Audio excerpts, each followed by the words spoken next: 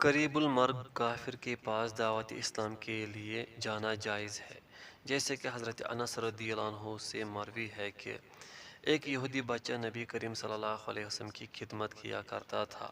وہ بیمار ہوا تو نبی صلی اللہ علیہ وسلم اس کی عیادت کے لیے اس کے پاس تشریف لے گئے اور اس کے سر کے پاس بیٹھ گئے۔ آپ صلی اللہ علیہ وسلم نے اسے کہا، تو مسلمان ہو جا۔ اس نے قریب موجود اپنے والد کی طرف دیکھا تو اس نے بچے کو کہا کہ ابو القاسم کی بات مان لو۔ پھر وہ بچہ مسلمان ہو گیا۔ لہٰذا نبی کریم صلی اللہ علیہ وسلم یہ کہتے ہوئے باہر نکل گئے کہ تمام تعریفیں اس اللہ تعالیٰ کے لیے ہیں جس نے اسے آگ سے بچا لیا۔ پھر جب وہ بچہ فوت ہو گیا تو آپ صلی اللہ علیہ وسلم نے فرمایا، اپنے ساتھی کی نماز جنازہ پڑھو۔ مسند احمد۔ البانی رحمۃ اللہ فرماتے ہیں، ایسے قریب المرگ کافر کے پاس دعوت اسلام کے لیے جانے میں کوئی حرج نہیں جس سے اسلام قبول کرنے کی توقع ہو۔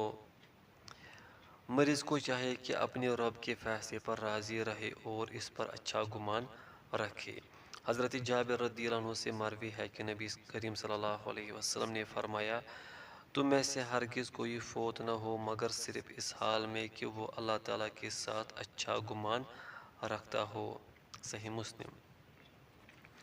حضرت صہیب رضی اللہ عنہ بیان کرتے ہیں کہ رسول اللہ صلی اللہ علیہ وسلم نے فرمایا، مومن کا معاملہ بڑا عجیب ہے، یقیناً اس کا معاملہ سارے کا سارا خیر و بلائی کا ہی ہے، اور یہ صرف مومن کے لیے ہی ہے کہ اگر اسے کوئی خوشی ملتی ہے تو اللہ کا شکر کرتا ہے، یہ اس کے لیے بہتر ہے، اور اگر کوئی تکلیف پہنچتی ہے تو صبر کرتا ہے اور یہ بھی اس کے لیے بہتر ہے۔ صحیح مسلم۔ حضرت انس رضی اللہ عنہ سے مروی ہے کہ نبی کریم صلی اللہ علیہ وسلم ایک ایسے نوجوان کے پاس گئے جو قریب المرگ تھا، تو آپ صلی اللہ علیہ وسلم نے دریافت کیا، تم اپنے آپ کو کیسا محسوس کرتے ہو؟ تو اس نے کہا، میں اللہ تعالیٰ سے امید رکھتا ہوں اور اپنے گناہوں سے خائف ہوں۔ رسول اللہ صلی اللہ علیہ وسلم نے فرمایا، جس بندے کے دل میں اس وقت یہ دونوں چیزیں جمع ہو جائے تو اللہ تعالیٰ اسے وہی عطا فرما دیتے ہیں جس کی وہ امید رکھتا ہے، اور اسے اس چیز سے امن بخش دیتے ہیں جس سے وہ خائف ہوتا ہے۔ یہ روایت حسن ہے۔ سید سابق رحمۃ اللہ فرماتے ہیں، مریض کو چاہیے کہ اللہ کے وسیع رحمت کو یاد کرے اور اپنے رب سے اچھا گمان رکھے۔ قریب المرگ شخص اللہ تعالیٰ سے ملاقات کی آرزو رکھے۔ حضرت عبادہ بن صامت رضی اللہ عنہ سے مروی ہے کہ رسول اللہ صلی اللہ علیہ وسلم نے فرمایا، جو شخص اللہ تعالیٰ سے ملاقات کو پسند کرتا ہے اللہ تعالیٰ بھی اس کی ملاقات کو پسند کرتے ہیں، اور جو شخص اللہ تعالیٰ سے ملاقات کو ناپسند کرتا ہے اللہ تعالیٰ بھی اس کی ملاقات کو ناپسند کرتے ہیں۔ حضرت عائشہ رضی اللہ عنہ یا حضرت عائشہ رضی اللہ عنہ یا رسول اللہ صلی اللہ علیہ وسلم کے ازواج مطہرات میں سے کسی نے یہ فرمان سن کر عرض کیا کہ مرنا تو ہم بھی ناپسند کرتے ہیں۔ آپ صلی اللہ علیہ وسلم نے فرمایا، اللہ کے ملنے سے موت مراد نہیں ہے، بلکہ بات یہ ہے کہ ایماندار آدمی کو جب موت آتی ہے تو اس سے اللہ کی خوشنودی اور اس کی عزت کی خوشخبری دی جاتی ہے۔ اس وقت مومن کو کوئی چیز اس سے زیادہ عزیز نہیں ہوتی جو اس کے سامنے یعنی اللہ سے ملاقات اور جنت کی نعمتیں وغیرہ ہوتی ہے، اس لیے وہ اللہ تعالیٰ سے ملاقات کا خواہش مند ہو جاتا ہے اور اللہ بھی اس کی ملاقات کو پسند کرتا ہے۔ جب کافر کی موت کا وقت قریب آتا ہے تو اسے اللہ کے عذاب اور اس کی سزا کی بشارت دی جاتی ہے۔ اس وقت کوئی چیز اس کے دل میں اس سے زیادہ ناگوار نہیں ہوتی جو اس کے آگے ہوتی ہے۔ وہ اللہ تعالیٰ سے ملاقات کو ناپسند کرنے لگتا ہے تو اللہ تعالیٰ بھی اس سے ملاقات کو ناپسند کرتے ہیں۔ بخاری مسلم۔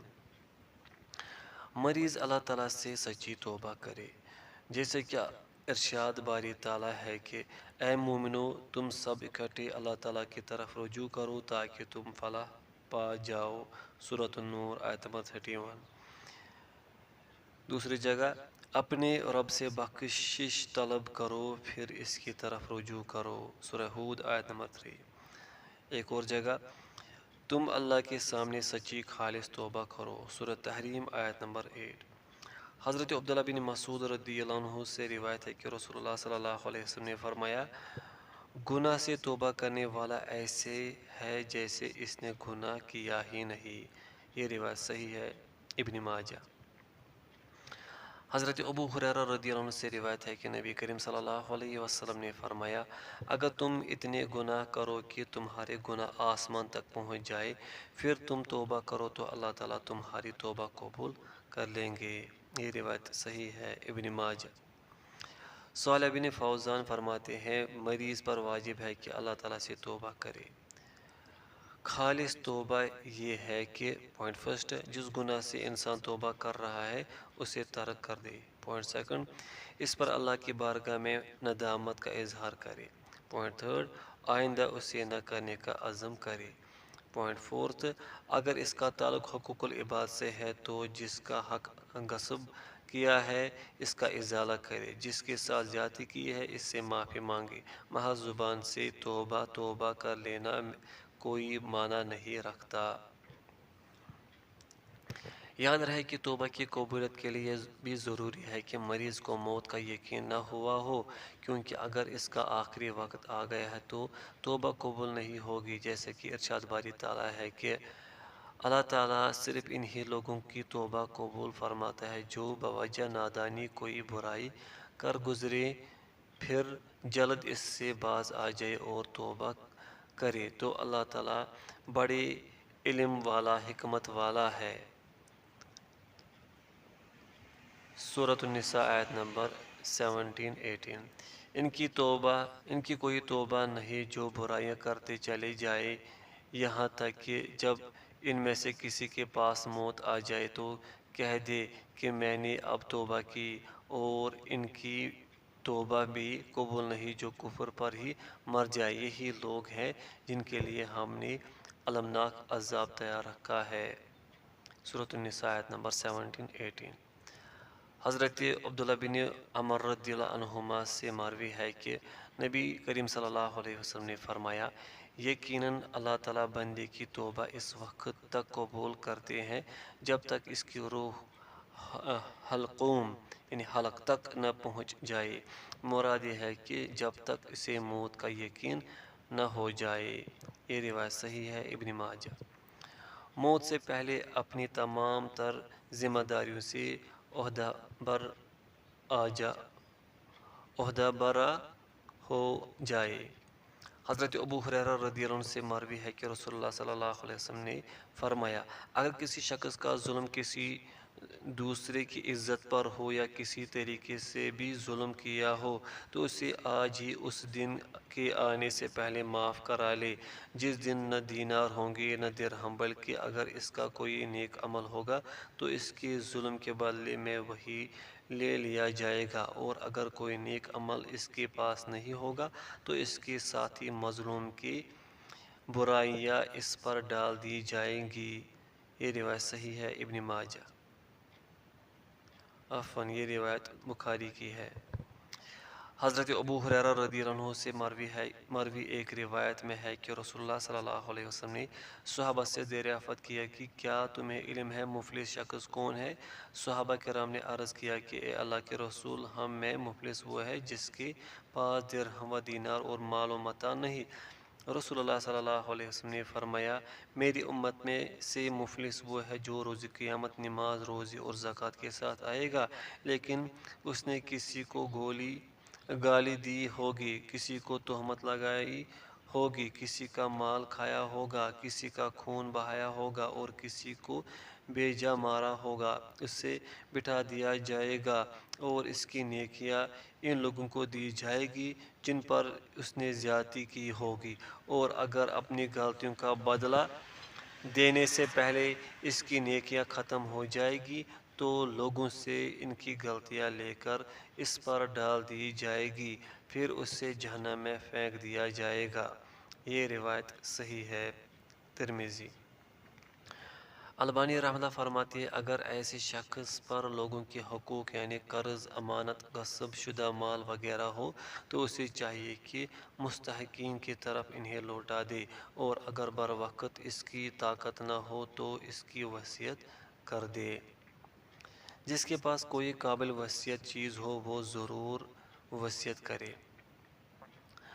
حضرت ابن عمر رضی اللہ عنہما سے مروی ہے کہ رسول اللہ صلی اللہ علیہ وسلم نے فرمایا، کسی بھی مسلمان کے لیے جس کے پاس قابل وصیت کوئی مال ہو درست نہیں کہ 2 راتیں بھی وصیت کو لکھ کر اپنے پاس محفوظ کیے بغیر گزارے۔ صحیح بخاری، صحیح مسلم۔ وصیت ثلث مال سے زائد میں نہ ہو۔ حضرت سعد بن ابی وقاص رضی اللہ عنہ سے روایت ہے کہ نبی کریم صلی اللہ علیہ وسلم میری عیادت کے لیے تشریف لائے۔ میں اس وقت مکہ میں تھا۔ آپ صلی اللہ علیہ وسلم اس سرزمین پر موت کو پسند نہیں فرماتے تھے جہاں سے کوئی ہجرت کر چکا ہو۔ آپ صلی اللہ علیہ وسلم نے فرمایا، اللہ ابن افرا پر رحم کرے۔ میں نے عرض کیا، اے اللہ کے رسول، میں اپنے سارے مال کی وصیت کر دوں؟ آپ صلی اللہ علیہ وسلم نے فرمایا، نہیں۔ میں نے پوچھا، پھر آدھے کی کر دوں؟ آپ صلی اللہ علیہ وسلم نے فرمایا، نہیں۔ میں نے پوچھا، پھر تہائی مال کی کر دوں؟ آپ صلی اللہ علیہ وسلم نے فرمایا، تہائی مال کی کر سکتے ہو، اور یہ بھی بہت ہے۔ اگر تم اپنے وارثوں کو اپنے پیچھے مالدار چھوڑو تو یہ اس سے بہتر ہے کہ انہیں محتاج چھوڑو کہ لوگوں کے سامنے ہاتھ پھیلاتے پھرے۔ بخاری و مسلم۔ حضرت ابن عباس رضی اللہ عنہما نے فرمایا ہے کہ مجھے یہ پسند ہے کہ لوگ وصیت میں ثلث سے ربع کی طرف مائل ہو جائے، کیونکہ نبی صلی اللہ علیہ وسلم نے ثلث کو بھی بہت زیادہ قرار دیا ہے۔ احمد بیہقی۔ البانی رحمۃ اللہ ثلث فرماتے ہیں، ثلث مال سے زائد کی وصیت کرنا جائز نہیں، بلکہ افضل یہ ہے کہ اس سے بھی کم مال کی وصیت کرے۔ ورثاء کے لیے وصیت کرنا جائز نہیں۔ حضرت ابو امامہ رضی اللہ عنہ سے روایت ہے کہ رسول اللہ صلی اللہ علیہ وسلم نے فرمایا، بے شک اللہ تعالیٰ نے ہر حق والے کو اس کا حق عطا کر دیا ہے، لہذا کسی وارث کے لیے وصیت کرنا جائز نہیں۔ یہ روایت حسن ہے۔ ابو داؤد۔ ایسے رشتہ دار جو وارث نہیں بنتے، ان کے لیے وصیت کرنا۔ ارشاد باری تعالیٰ ہے کہ تم پر فرض کر دیا گیا ہے کہ جب تم میں سے کوئی مرنے لگے اور مال چھوڑ جاتا ہو تو اپنے ماں باپ اور قرابہ داروں کے لیے اچھائی کے ساتھ وصیت کر جائے۔ پرہیزگاروں پر یہ حق اور ثابت ہے۔ سورۃ البقرہ آیت نمبر 18۔ اس آیت میں موجود والدین کے لیے وصیت کا حکم آیت مواریث کے نزول سے پہلے کا ہے، اب یہ منسوخ ہو چکا ہے، جیسے کہ اس بات کی مزید وضاحت گزشتہ مسئلہ میں موجود حدیث میں بھی ہے۔ البتہ ورثاء کے علاوہ دیگر رشتہ داروں کے لیے وصیت کا حکم پہلے کی طرح ہی برقرار ہے، لہذا ایسے رشتہ داروں کے لیے وصیت کرنا جائز ہے جو وارث نہ بنتے ہوں۔ وصیت میں ورثاء کو نقصان پہنچانا جائز نہیں، مثلاً وصیت میں بعض ورثاء کو بعض دوسرے ورثاء پر فضیلت دے دینا یا بعض کو وراثت سے محروم کر دینا وغیرہ۔ ارشاد باری تعالیٰ ہے کہ اس وصیت کے بعد جو کی جائے اور قرض کے بعد جب کہ اوروں کا نقصان نہ کیا گیا ہو، یہ مقرر کیا ہوا اللہ تعالیٰ کی طرف سے ہے، اور اللہ تعالیٰ دانا اور بردبار ہے۔ سورۃ النساء آیت نمبر 12۔ حدیث نبوی ہے کہ نہ نقصان اٹھاؤ اور نہ کسی کو نقصان میں مبتلا کرو۔ جس نے کسی کو نقصان پہنچایا اللہ تعالیٰ اسے نقصان پہنچائیں گے، اور جس نے کسی کو مشقت میں ڈالا اللہ تعالیٰ اسے مشقت میں ڈالیں گے۔ یہ روایت حسن ہے۔ ارواء الغلیل وغیرہ۔ اہل و عیال کو وفات کے وقت رونے سے روکے، کیونکہ اگر یہ شخص نہیں روکے گا تو وفات کے بعد گھر والوں کے رونے کی وجہ سے اسے عذاب دیا جائے گا، جیسے کہ حدیث میں ہے کہ بے شک موت کو اس کے گھر والوں کے اس پر رونے کی وجہ سے عذاب دیا جاتا ہے۔ بخاری مسلم۔ اس رونے سے مراد ایسا رونا ہے کہ جو نوحہ کی صورت میں ہو، البتہ مجرد آنسو بہہ جانے میں کوئی حرج نہیں۔ اس مسئلے کا مفصل بیان آئندہ باب فوت شدہ شخص کے متعلق احکام کا بیان میں آ رہا ہے۔ ورثہ کو اپنی تجہیز و تکفین میں سنت اپنانے کی وصیت کرے، کیونکہ ارشاد باری تعالیٰ ہے کہ اے ایمان والو اپنے آپ کو اور اپنے گھر والوں کو آگ سے بچا لو جس کا ایندھن لوگ اور پتھر ہے، اس پر بہت سخت فرشتے مقرر ہے۔ اللہ تعالیٰ جو انہیں حکم دیتا ہے اور اس میں اس کی نافرمانی نہیں کرتے اور وہ وہی کرتے ہیں جس کا انہیں حکم دیا جاتا ہے۔ سورۃ التحریم آیت نمبر 6۔ یہی وجہ ہے کہ صحابہ کرام بھی اپنے ورثہ کو یہی وصیت کیا کرتے تھے، جیسے کہ چند ایک آثار حسب ذیل ہیں۔ حضرت حذیفہ رضی اللہ عنہ نے یہ وصیت کی کہ اگر میں فوت ہو جاؤں تو کسی کو میری وفات کی اطلاع مت دینا، مجھے ڈر ہے کہ کہیں یہ نعی نہ ہو، اور بلا شبہ میں نے رسول اللہ صلی اللہ علیہ وسلم سے سنا ہے آپ نعی جہالت کے طریقے پر اعلان وفات سے منع فرماتے تھے۔ یہ روایت صحیح ہے، ترمذی۔ حضرت سعد بن ابی وقاص رضی اللہ عنہ کے بیٹے عامر بیان کرتے ہیں کہ ان کے والد نے مرض وفات میں کہا، میرے لیے لحد بغلی قبر بنانا اور مجھ پر کچی اینٹیں نصب کرنا، جیسے کہ رسول اللہ صلی اللہ علیہ وسلم کے ساتھ کیا گیا۔ یہ روایت صحیح ہے، ابن ماجہ۔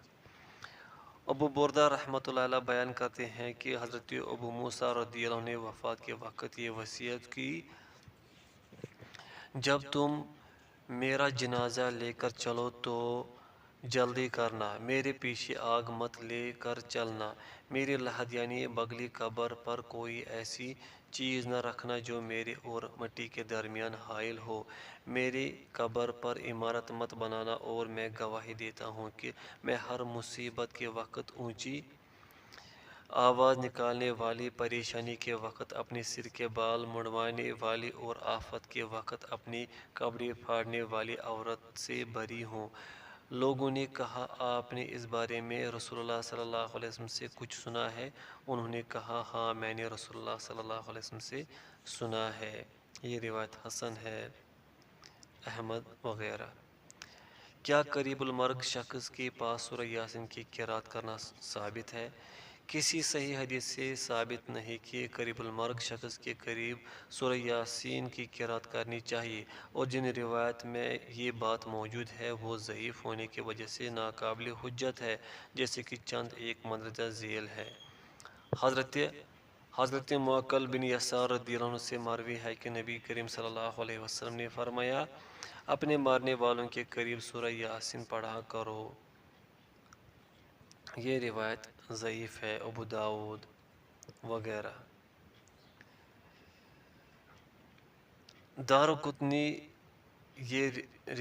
دارقطنی فرماتے ہیں یہ روایت ضعیف ہے، مجہول المتن ہے، اور اس مسئلے میں کوئی روایت بھی صحیح نہیں۔ ایک روایت میں یہ لفظ ہے، جس مردے پر سورہ یاسین کی تلاوت کی جاتی ہے اللہ تعالیٰ اس پر آسانی فرما دیتے ہیں۔ امام البانی رحمہ اللہ فرماتے ہیں، میت کے قریب سورہ یاسین پڑھنے کی کوئی روایت صحیح نہیں۔ ابن باز رحمہ اللہ فرماتے ہیں، قریب المرگ شخص کے پاس سورہ یاسین کی قرأت مستحب نہیں۔